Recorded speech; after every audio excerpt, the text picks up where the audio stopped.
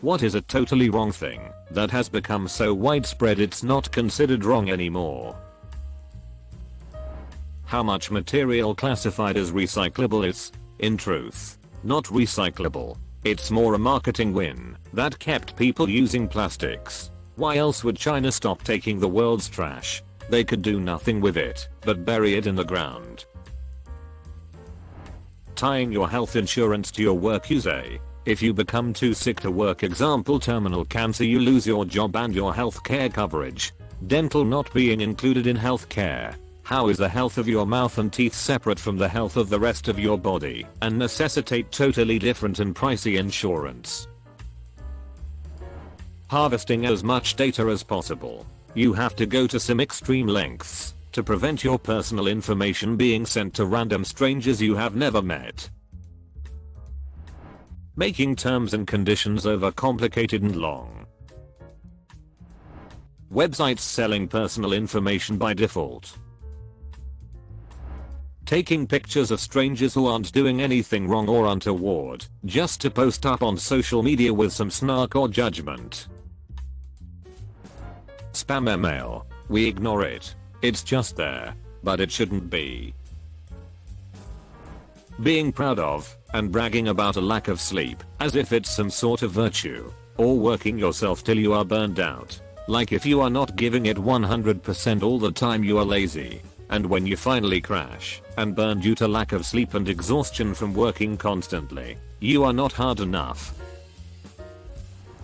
Politicians openly lying with no consequence. Plastic everything packaged in more plastic. Perfect attendance being celebrated for kids. When my kid is sick, he stays home. He's healthy too. I can't imagine having a kid with a disorder that makes them prone to being sick more often and then not getting some shitty little award for not being in school every day. Kids get sick. It's not wise to send them to school anyway so they can spread their germs. How Western nations ship their garbage to small Southeast Asian islands and call it recycling.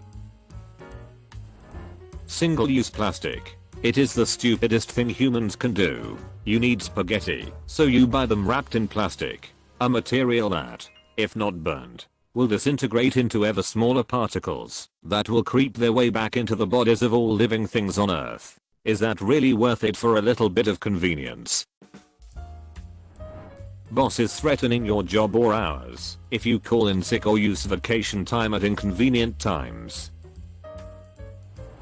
A job making you seasonal part-time, but works you at least 40 hours every week, never giving you full-time wage or insurance. This has changed a lot since COVID, I'm assuming, but people going to work when they're sick. Not sure what it's like in the rest of the world, but I feel like in the US we've been conditioned to feel like it's worse to be an inconvenience by not showing up to work than going to work sick, miserable and getting everyone else sick. Edit just wanted to add, I'm not trying to attack those who can't afford to take time off. I absolutely understand that that's a reality for a lot of people. I get that many times there is no good choice. There are also times where paid sick time is available, but workers are bullied into feeling like they can't take time off or honestly think their place of work can't survive without them. That's BS. Talking on speakerphone while in a public place. Seriously, duck you. Having no regard for your mental health, peace of mind in the name of hustling. Funnily enough, having no work-life balance is flaunted. Your boss expecting that they can contact you at any hour. I had a pretty good boss who rarely contacted me outside of work hours unless it was important. I work 8 p.m. and stay up late. At 1 a.m. I get a phone call. Hey, everything okay? I'm really sorry to call. I stayed late to organize the storage closet and I just locked myself out. I figured you'd be the only person with keys that might be awake. I'll be there in 10 minutes. I'm clocking you in for an hour for this. Yup. Your manager is awesome. And fair play you for helping out. Using your children to become an influencer. I have an Instagram page where I share play ideas as an educator, but my kids' faces are never in the photos. I don't mention their names either. So many parents with similar accounts are posting daily numerous photos and videos of their kids to thousands of followers and getting them involved in live feeds and stories. We have got a generation of kids who in 10, 15 years time will have their entire childhood documented online, and it will all have been done without their consent. Edit, thank you so much for all the upvotes and awards. I'm just glad to see it isn't just me, as Insta seems to be full of oversharing mums. I was beginning to think it is just me who treats my children like they are in the witness protection scheme. Arguments being verbal battles meant to be won, not they ducking aren't. Arguments are discussions with the objective of reaching a truth or consensus. It's not about dunking on your interlocutor or asserting your beliefs over theirs. Maybe this is just a me thing, but as someone who is adopted, I'm really bothered by adoptive parents who lie to their kids. I think starting your relationship with your child based on a lie is completely wrong, and it will come back to bite you later. Unfortunately, some parents who cannot biologically have children will choose to supplement this by adopting a kid and telling that kid they gave birth to them. This needlessly stigmatizes adoption by making it a shameful secret, while also making sure that if this child finds out later in life, they will resent their parents 100% and never trust them again. It's just awful. My parents were completely transparent with me from a really young age, and I grew up well. I love my parents and personally have no desire to ever meet my biological mother. Every adopted kid is different, but they all deserve to be told the truth. Crimes as long as you have money, and I don't mean that you can pay lawyers or something. Sometimes it just looks that you are just allowed to be a criminal if you just have money. Multi-level marketing company groups that target women who peaked in high school or college and lure them to think it'll make them boss babes by harassing their personal connections contacts about leggings, candles, skincare, nails, supplements. Unpaid internships is incredibly wrong. I'd say the way out is mandatory in the trades world. Women's clothing not having pockets. I'm a guy and I use my pockets all the time. I would die without them. How medical professionals are expected to work unpaid as a part of their schooling, and especially that they work exhausting 12+ hour shifts. You'd think in a field where people's choices have immense lifetime or life or death consequences, they would be encouraged to be on the top of their game by being well rested, etc. It's idiotic how, just because it's a competitive field, it has to be to the point of being unsafe.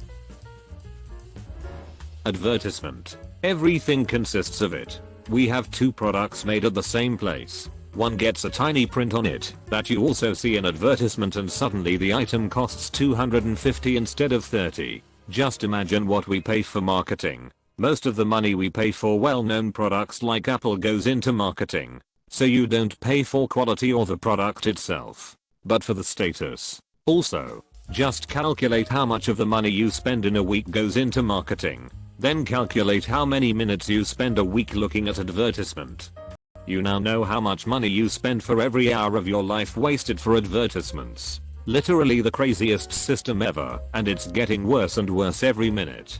I don't know how people without ad blocks survive, and I don't understand how mobile games that are 90% ads are always at the top of the app markets. I wish for a world where advertising becomes something true to itself again and isn't all about being seen.